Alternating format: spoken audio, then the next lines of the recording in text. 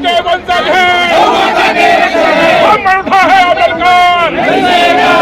कि मैं सबसे पहले तो नवयुग टीवी चैनल हमारी आवाज़ ऊपर शासन प्रशासन तक पहुंचाए। ब्राह्मण समाज किसी जाति विशेष का मोहताज नहीं बना। देखिए, अगर उद्योगपति नहीं होगा तो देश में उद्योग नहीं होंगे, लोगों को रोजगार कैसे मिलेगा। आरएसएस राष्ट्रीय स्वयंसेवक संघ भारत को जोड़ने की बात करता है, ना कि भारत को तोड़ने की बात करता है। जेएनयू के अंदर जो देश विरोधी ताकतें बैठकर हर समाज के लिए और देश में माहौल खराब करने की जो हरकतें करती हैं, उनको एक मैसेज देना है कि आप इन चीज़ों को बंद कर दो। सारी सृष्टि मानती है कि ब्राह्मण सबसे उच्च कोटि के लोग हैं।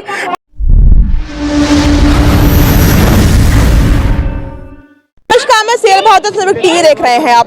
जब से जेएनयू में लिखा गया ब्राह्मण भारत छोड़ो, ब्राह्मण भरिए, कैंपस छोड़ दो, विटी का रिवेंज हम आपसे बदला लेंगे, तब से लेकर अब तक वो लड़ाई नहीं थमी है। इस पर काफी बवाल भी हुआ, हिंदू महासभा ने पलटकर जवाब भी दिया। अब यहाँ पे आप पीछे बैनर देख सकते हैं जहाँ पे लिखा है परशुराम स्वाभिमान सेना, जो ब्राह्मण भारत छोड़ो पर यहाँ पे आंदोलन करने आए हैं। सबसे पहले मैं आपसे जानना चाहूंगी, आपने भी लिख रखा है ब्राह्मण भारत छोड़ो, जो जेएनयू में वहाँ पे लिखा गया, तो क्या लगता है ये जो लड़ाई चल रही है हिंदू मुस्लिम पक्ष या जिसने भी चीज लिखा, तो ये चीज कब आके करके थमेगी हमारे भारत में, या कब तक हम लोग इन चीजों में पिसते रहेंगे? ये केवल ब्राह्मणों का ही मसला नहीं है। ये ब्राह्मण इसलिए सबसे पहले टारगेट किए जाते हैं कि ब्राह्मण मेन आदमी होता है, ऐसा वो सारी सृष्टि मानती है कि ब्राह्मण सबसे उच्च कोटि के लोग हैं। पहले सबसे पहले इन पे आघात किया जाए, उसके बाद बारी बारी से किसी और पे किया जाएगा। ब्राह्मण भारत छोड़ो में दूसरे लोग शामिल नहीं होने की इसलिए चेष्टा नहीं करेंगे कि ये तो ब्राह्मणों का मामला है। ये ब्राह्मणों का मामला नहीं है, ये पूरे देश का मेन टारगेट किया जा रहा है। दूसरी जात ब्राह्मण और बनिया दोनों को वहाँ पे इंक्लूड किया गया था। हाँ, क्योंकि दूसरी जातियों को भी, अगर उन्होंने दूसरी जातियों के भी बारे में लिख दिया जाता तो हो सकता है कि देश में अराजकता का माहौल हो जाता है। वो पॉइंट टू पॉइंट एक एक जाति को समीकरण करके और उनको टारगेट करके और ये देश का विघटन करने की कोशिश की जा रही है। सबसे पहले मुझे हमें ये जानना चाहिए कि इसके पीछे लिखने का कारण क्या रहा, क्यों लिखी गई ये चीज? इसलिए लिखा गया कि सबसे ब्राह्मण का जो मेन कार्य होता है दूसरों का ज्ञान देने का होता है, और ब्राह्मण भगवान की कृपा से ब्राह्मण जो लोग होते हैं वो बड़े शांति प्रिय होते हैं। तो सबसे पहले बुद्धि देने वाले को और शांति प्रिय लोगों को इनको टारगेट करो, उसके बाद दूसरे लोगों को टारगेट किया जाएगा।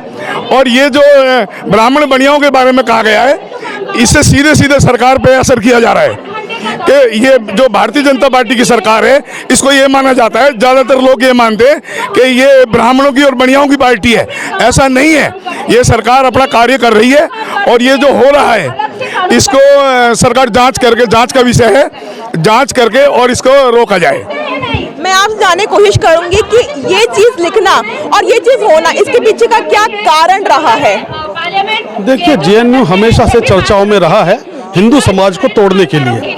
इन्होंने पहले भारत तेरे टुकड़े होंगे इंशाअल्लाह के नारे लगाए, उसमें ये लोग कामयाब नहीं हो पाए। ये मुट्ठी भर लोग हैं जिन्होंने इस तरह का षड्यंत्र रचा है। कि आप लोग ये कहना चाहते हैं कि ये किसी मुस्लिम पक्ष का कार्य रहा है ये लिखना? मैं किसी जाति धर्म के बारे में नहीं कह रहा हूँ। इन्होंने अगर ब्राह्मण के लिए भी कहा है तो सिर्फ ब्राह्मण एक अपनी जाति के लिए खड़ा नहीं हुआ है। ब्राह्मण का हमेशा से काम रहा है हिंदू समाज को संगठित करना, एक सनातन धर्म को मजबूत करना। आज भी आरएसएस तो बांटने काम करता है देश में हमेशा, ब्राह्मण ने कभी नहीं किया। आप किसी भी जाति समुदाय से पूछेंगे तो ब्राह्मण सभी के लिए पूजनीय रहा है, सभी उसका मान सम्मान करते हैं, आदर करते हैं, हर समाज में उसकी इज्जत होती है। लेकिन ये बात उन मुट्ठी भर लोगों को हजम नहीं हो रही। उन्होंने सोचा कि इस माध्यम से हम देश को तोड़ेंगे और वो अपनी कोशिश में लगे हुए हैं। लेकिन हम लोग भड़कने वाले नहीं हैं, हम लोग शांति से अपनी बात रखने के लिए आए हैं, उन लोगों को पहुंचाने के लिए आए हैं कि आप अगर इतने दम रखते हैं तो रोड पे आइए, हम लोगों से मुकाबला कीजिए, हम आपको बात में और हर तरह से आपका डट के मुकाबला करेंगे। भड़कने वाले नहीं हैं, हम लोग यहाँ पे शांति से प्रदर्शन कर रहे हैं, हिम्मत है तो आइए और हमसे बातचीत कीजिए। यहाँ आने का क्या मकसद रहा है, क्या मुद्दे हैं यहाँ पे आने के? यहाँ आने का हमारा सिर्फ एक मकसद है कि जो जेएनयू के अंदर जो देश विरोधी ताकतें बैठकर हर समाज के लिए और देश में माहौल खराब करने की जो हरकतें करती हैं, उनको एक मैसेज देना है कि आप इन चीज़ों को बंद कर दो, वरना फिर हम आज कुछ संख्या, आज हमने छोटा मैसेज दिया है ऐसा कुछ संख्या बुलाकर, वरना इससे ज़्यादा संख्या के साथ हम JNU पे भी कूच करेंगे और फिर हम कुछ सख्त एक्शन लेंगे। वो ठीक नहीं है। JNU एक यूनिवर्सिटी है, उसको यूनिवर्सिटी ही रहने दें। पहले भी जब ये लिखा गया था तो हिंदू महासभा ने पलटकर जवाब दिया था, ये भी कहा था कि ब्राह्मण भारत छोड़ो की बात चल रही है तो हमें वो जगह बता दी जाए कि यहाँ से ब्राह्मण कूच करके भारत से कहाँ जाए। बिल्कुल ये बात सच है कि हम पूछना भी चाहते हैं कि ब्राह्मण यहाँ से छोड़कर जाए कहाँ। ये देश ब्राह्मणों का देश है, सबका देश है, हिंदुओं का देश है, सनातनियों का देश है। जो भी हिंदू धर्म के खिलाफ है, सनातनियों के खिलाफ है, उसको सोचना चाहिए कि वो कहाँ जाए, कैसे करे। ये आप देखो, आज हमारी सरकार, मोदी सरकार देश को विश्व गुरु बनाने के रास्ते पर चल रही है, और फिर उस देश के अंदर और उस यूनिवर्सिटी, उस विश्वविद्यालय के अंदर जो खुद एक ब्राह्मण के नाम पर है, पंडित जवाहरलाल नेहरू यूनिवर्सिटी, और वहाँ से ऐसे नारा लग रहे हैं कि पंडित ब्राह्मण देश छोड़ो, तो वो ठीक नहीं है। इन चीज़ों पर रोक लगनी चाहिए। सवाल यही आता है कि देश में इतने मुद्दे हैं, महंगाई, बेरोजगारी का मुद्दा हमेशा रहा है, अब आकर के जो हमारा भारत है जहां उसे विकास के दर पर जाना चाहिए, अब वो आकर के इन सब बातों में सिमट के रह गया है कि ब्राह्मण भारत छोड़ो, बनी है भारत छोड़ो, हिंदू मुस्लिम पक्ष, ये चीज कब आकर के अंत होगी? देखिए, ये कहना इस समय बड़ा कठिन है कि ये स्थिति कब होगी। ये तो एक प्रोसेस है जो सरकार काम कर रही है सारी दिशाओं में, सबका विकास, सबका साथ, सबका विश्वास। तो ये सब चीज़ें, ये ऑनगोइंग प्रोसेस होता है। इसमें हर चीज़, समस्या का समाधान जैसे जैसे परिस्थितियां आती हैं, बदलती हैं, ये एक कंटिन्यूस प्रोसेस है। अगर आप इसको कहें कि ये कब ख़त्म होगा तो ये इसका एप्रोप्रिएट आंसर नहीं है। आज जो हम यहाँ इकट्ठा हुए हैं, जो इस तरीके के विघटनकारी ताकतें जो देश को विघटन करने के लिए लगी हुई हैं, उनके खिलाफ हम ये जो है आवाज़ उठा रहे हैं और भारत सरकार से आग्रह करते हैं कि ऐसे असामाजिक तत्वों के खिलाफ सख्त से सख्त कदम उठाए और उनको उचित दंड प्रदान करे। एक सवाल और आता है कि बार बार ये कहा जाता है कि जो भारतीय जनता पार्टी है वह केवल अंबानी डालने के लिए काम करती है, उनको अमीर बना रही है, तो ऐसी मानसिकता का क्या है? ऐसा खाली एक दुष्प्रचार है। देखिए, अगर उद्योगपति नहीं होगा तो देश में उद्योग नहीं होंगे, लोगों को रोजगार कैसे मिलेगा? आपने ये तो देख लिया कि जी किसी को फायदा पहुंचाया, जो काम करेगा बेनिफिशियरी भी वही होगा। अगर आप किसी को कहो कि भाई निम्न स्तर के आदमी को कि जी उसको बेनिफिट पहुंचा रहे हैं, तो वो क्या समाज के लिए कंट्रीब्यूट कर रहा है? आज अडानी अंबानी लाखों करोड़ लोगों को रोजगार दे रहे हैं, देश की अर्थव्यवस्था में उनका अहम योगदान है। तो मैं इस बात से सहमत नहीं हूँ कि जो इस तरीके की बातें होती हैं कि जी उनको फायदा उठा रहे हैं, वो अपनी तुष्टीकरण की राजनीति में लाभ लेने के लिए इस तरीके से भटकाव के लिए जो है रास्ता अपना रही हैं। कहा जाता है कि ब्राह्मण समाज हमेशा जो जातियां हैं, जो निचली तबकी जातियां, उन्हें हमेशा दबाने का काम करता आ रहा है।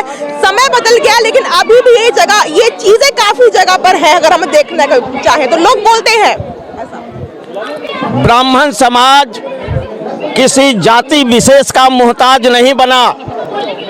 इस समाज की विशेषता हमारे समाज की नींव की ईंट और बुनियाद के रूप में मानी गई है, और जिसने भी इस नींव की ईंट और बुनियाद को हिलाने का कुप्रयास किया, वो अपने आप हिलता नजर आएगा।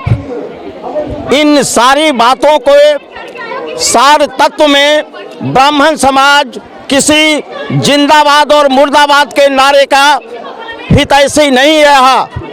ये अपनी वजूद पर मौजूद है। आने वाले समय में समाज का एक एक व्यक्ति पूरे समाज को नेतृत्व करने के लिए तैयार रहेगा।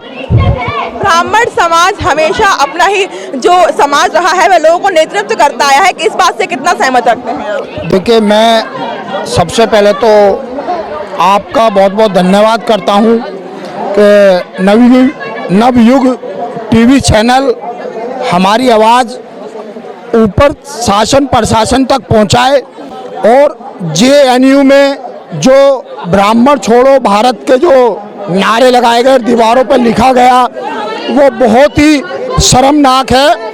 और मैं ऐसे व्यक्तियों के खिलाफ मैं ये चाहता हूँ कि इन पर कार्रवाई हो और अभी हम कुछ ही संख्या में यहाँ उपस्थित हैं। ये आंदोलन बहुरूपी होने वाला है और आपके सौजन्य से राष्ट्रीय अध्यक्ष हमारे पंडित सुनील भराला जी के तत्वाधान में, दिल्ली के प्रदेश अध्यक्ष जी के उसमें नेतृत्व में आज हम जंतर मंतर पर एकत्रित हुए हैं और हम यही चाहते हैं कि जिन समुदाय ने, व्यक्ति विशेष ने ये नारे दीवारों पर लगाए हैं कि ब्राह्मण भारत छोड़ो, मैं उनको ये बताना चाहता हूँ कि ब्राह्मण भारत का पैदाइशी है, ब्राह्मण पैतृक है, ना ब्राह्मण भारत छोड़ेगा, ना किसी को छोड़ने के लिए बोलेगा। और लोग हमेशा ये कहते हैं कि आरएसएस जो है वो देश को बांटने की कोशिश करता है, लोगों पर हुकूमत करने की कोशिश करता है, लेकिन ऐसा हर बार नहीं होगा, अब हम होने नहीं देंगे। देखिए, आपको सभी ज्ञात है, आरएसएस कभी इन शब्दों को अपने साथ नहीं जोड़ता है। आरएसएस राष्ट्रीय स्वयंसेवक संघ भारत को जोड़ने की बात करता है, ना कि भारत को तोड़ने की बात करता है। मैं इस सवाल पर आपको ये जवाब देना चाहता हूँ कि ब्राह्मण भारत में आप लोगों के द्वारा, समाज के द्वारा, जिसमें सभी समाज वर्ग आता है, आप सभी लोग ब्राह्मणों को उच्च स्तर का दर्जा देते हैं।